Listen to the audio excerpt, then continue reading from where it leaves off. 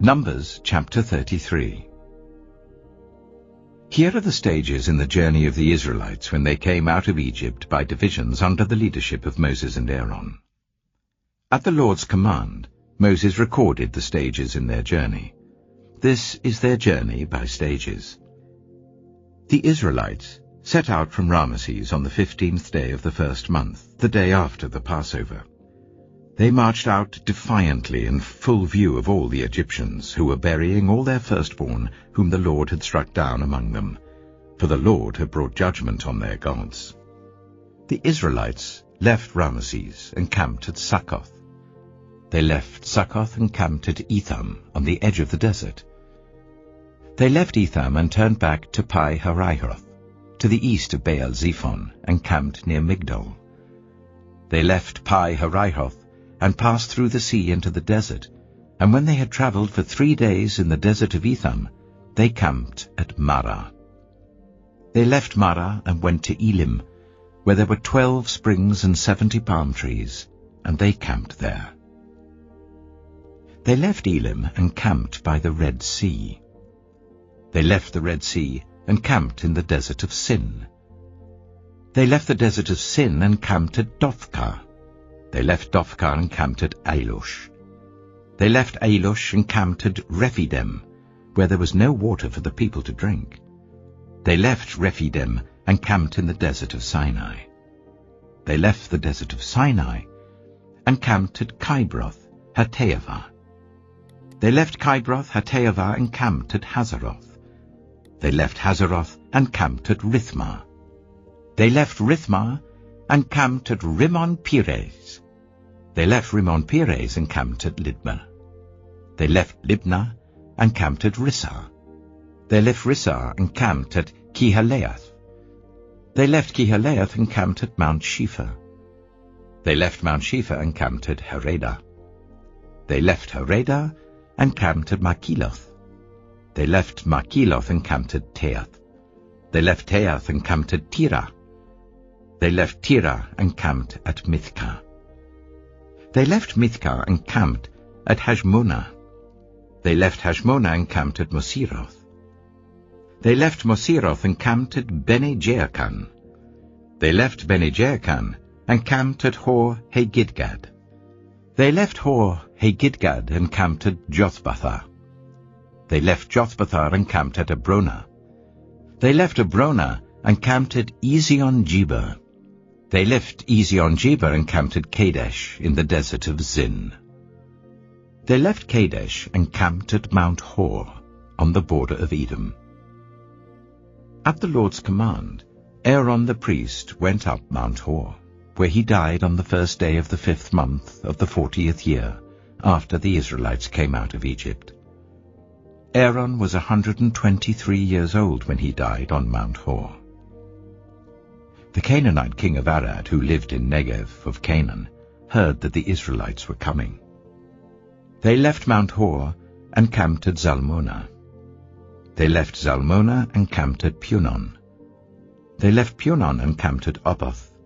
They left Oboth and camped at Laiabarim on the border of Moab. They left Laiabarim and camped at Dibon-Gad. They left Dibon-Gad and camped at Almon-Diblathaim. They left Almon-Diblathaim and camped in the mountains of Abarim near Nebo. They left the mountains of Abarim and camped on the plains of Moab by the Jordan opposite Jericho. There, on the plains of Moab, they camped along the Jordan from Beth-Jeshimoth to Abel-Shittim. On the plains of Moab by the Jordan opposite Jericho, the Lord said to Moses, "Speak to the Israelites and say to them, when you cross the Jordan into Canaan, drive out all the inhabitants of the land before you. Destroy all their carved images and their cast idols, and demolish all their high places. Take possession of the land and settle in it, for I have given you the land to possess. Distribute the land by lot according to your clans. To a larger group give a larger inheritance, and to a smaller group a smaller one. Whatever falls to them by lot will be theirs.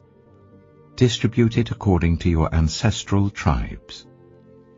But if you do not drive out the inhabitants of the land, those you allow to remain will become barbs in your eyes and thorns in your sides.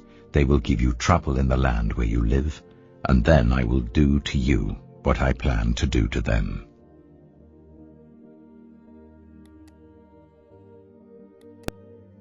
John chapter 15. I am the true vine, and my Father is the gardener. He cuts off every branch in me that bears no fruit, while every branch that does bear fruit he prunes, so that it will be even more fruitful. You are already clean because of the word I've spoken to you. Remain in me, as I also remain in you. No branch can bear fruit by itself. It must remain in the vine. Neither can you bear fruit unless you remain in me. I am the vine. You are the branches. If you remain in me and I in you, you will bear much fruit. Apart from me, you can do nothing. If you do not remain in me, you are like a branch that is thrown away and withers. Such branches are picked up, thrown into the fire, and burned. If you remain in me, and my words remain in you, ask whatever you wish, and it will be done for you. This is to my Father's glory, that you bear much fruit, showing yourselves to be my disciples. As the Father has loved me, so have I loved you. Now remain in my love. If you keep my commands, you will remain in my love, just as I have kept my Father's commands and remain in his love. I have told you this so that my joy may be in you and that your joy may be complete. My command is this: love each other as I have loved you. Greater love has no one than this, to lay down one's life for one's friends. You are my friends if you do what I command. I no longer call you servants, because a servant does not know his master's business. Instead, I have called you friends, for everything that I learned from my Father I have made known to you.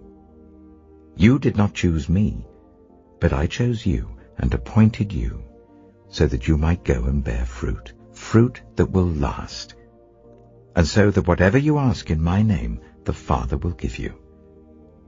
This is my command: love each other.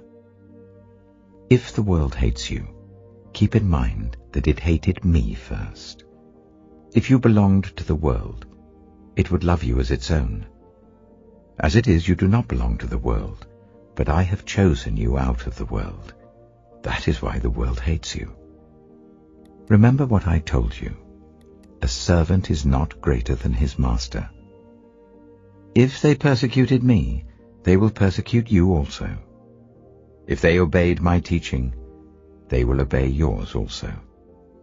They will treat you this way because of my name, for they do not know the one who sent me. If I had not come and spoken to them, they would not be guilty of sin, but now they have no excuse for their sin. Whoever hates me hates my Father as well. If I had not done among them the works no one else did, they would not be guilty of sin. As it is, they have seen, and yet they have hated both me and my Father. But this is to fulfill what is written in their law: they hated me without reason. When the Advocate comes, whom I will send to you from the Father, the Spirit of truth who goes out from the Father, he will testify about me. And you also must testify, for you have been with me from the beginning.